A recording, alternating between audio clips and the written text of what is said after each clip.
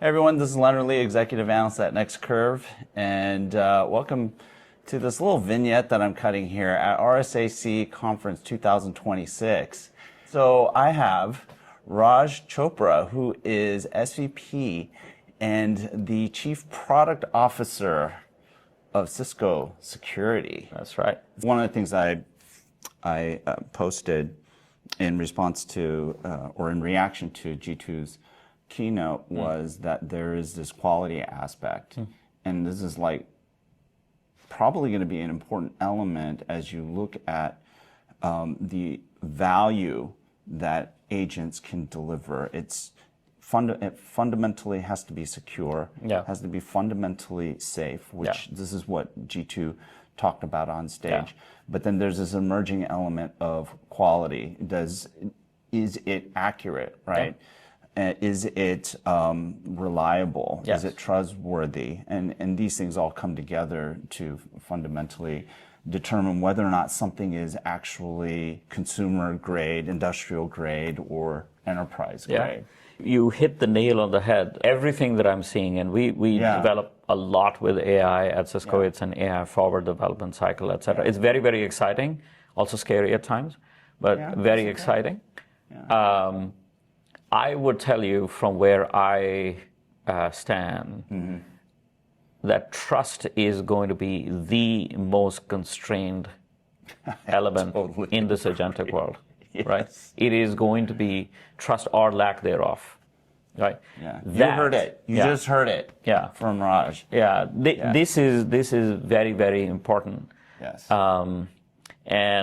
And part of that also comes from how do you formulate trust, how you build trust, how do you, and trust gets built by observation, by adherence to what you say you're going to do. So that observability in this entire interaction, that is very, very expansive, is very important. Yeah, and I don't think that taxonomy of thinking exists today. I think it's in bits and pieces. Things, it's not well formed. Right. You have like ethical AI, trustworthy AI, blah blah blah AI, but they're not arranged and layered in a way where you can have the essential conversation. Right. And so and this is what I've gleaned through the course of this conference, but also through some of the messaging that you guys have brought together, Cisco and security in particular, and G2. You always have to give credit to G2, right? I mean, this is conference. But this is where credit is genuinely due to G2 and the team, the very large team that many of us represent. Now, our contribution into this whole aspect of AI, coming from a practitioner's perspective, is that we have, as Cisco, we've not just built these frameworks, AI frameworks like taxonomy and how you think about it, the classes of attacks, and because as in security we call about TTPs, tactics, technology and processes. They are going to be distinct. So Cisco has contributed, not just came up with the framework, we have contributed back into the community, working with MITRE and other agencies. So we're not like overshadowing somebody. That is not the spirit of it. But adding to that dialogue, adding to that community understanding, where there is a very rich source of that taxonomy that we have brought into the market. There are phenomenal researchers in the team, one who has worked very hard at it. I'm going to call her out, Amy Chang. If Amy, you're listening to this, you're amazing. But again, she is also part of a larger team that does phenomenal work. We have Foundation AI, which is another really forward-thinking, AI-specific sort of people. These are researchers from the best, the top universities, tenured professors from Harvard and Ron and his team, others who have done phenomenal work. And then there is this heritage that Cisco has had of bringing things to open source. Yeah.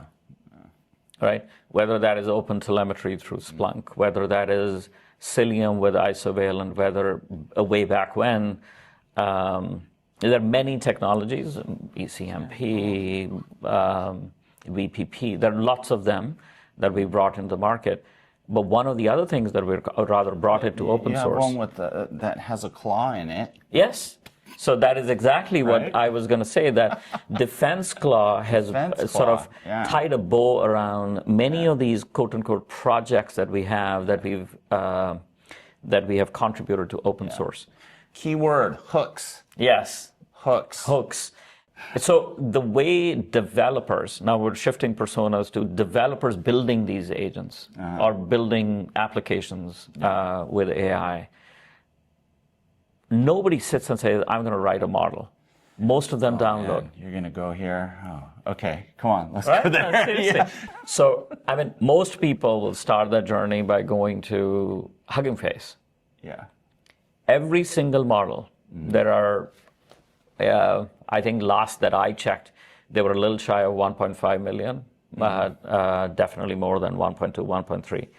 Every single model that is hosted on Hugging Face has been vetted, validated by Cisco. And the results thereof posted. Yeah. So if you go to huggingface.co, look up a model, it will have a score under CLAM AV. It doesn't say Cisco, it says CLAM AV. That has been done by Cisco, and we continually do this. Yeah. Okay. So you download the model, now you're working, maybe in an ID, maybe off of a CLI or what have you.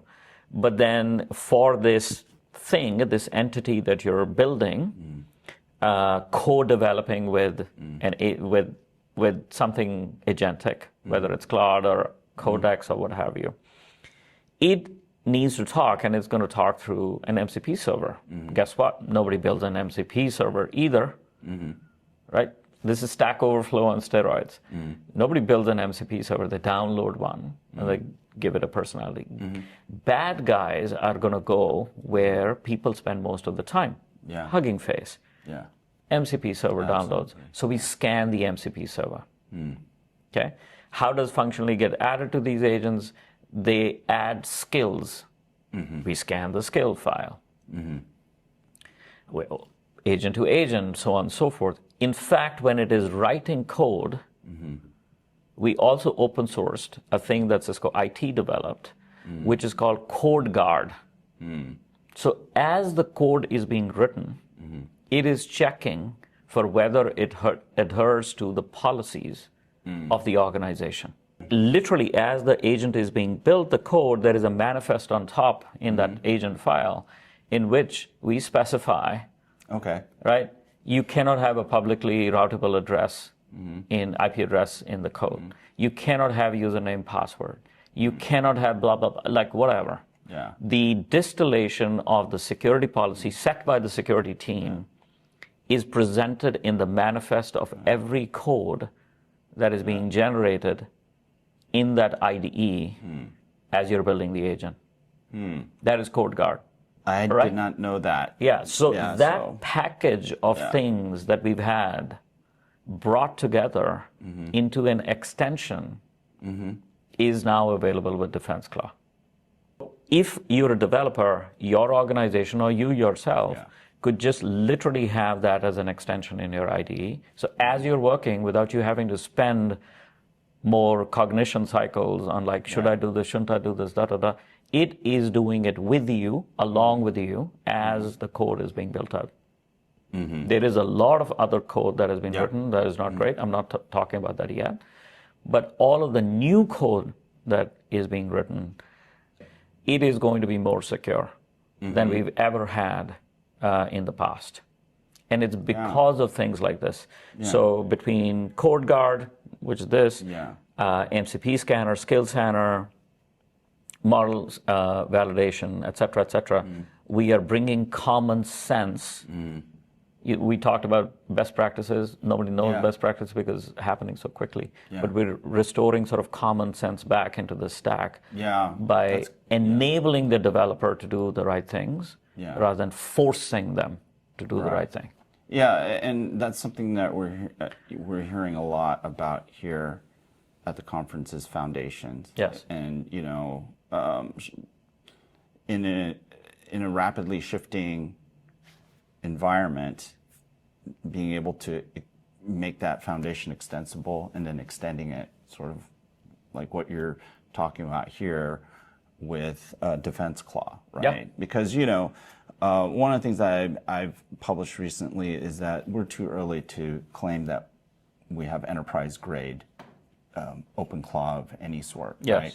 So all these artifacts need to come together in order to provide the tools and the practices as well as the governance around the entire life cycle of these things, right? Totally. You can't just think of it in terms of instantiation, deployment. It's like, how do you monitor, have visibility to these things in runtime, and then close the loop, right?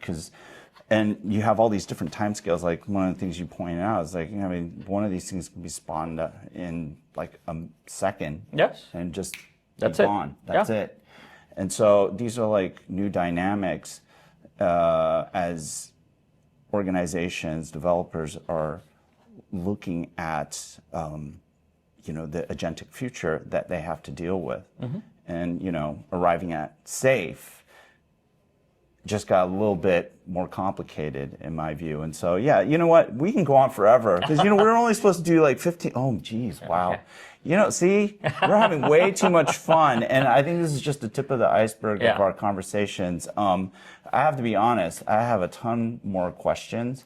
I think there's many explorations that we should do together because it certainly looks like Cisco has its head around where things need to go in terms of enterprise enablement for agentic as well as AI. Because to be honest with you, I don't think we've even cracked the code on a lot of the, previous iterations of generative AI, whether it's the LLM or RAG or what have you. There's still a lot of open challenges. Yep. And I'm looking forward to continuing to explore these Absolutely. problems with you guys. Absolutely. And also discussing the solutions and how you guys are bringing them to your customers. So yeah, it was Look forward to it. really, really great conversation. Thank you very much. But thank you so much You got it. for this opportunity to chat with you.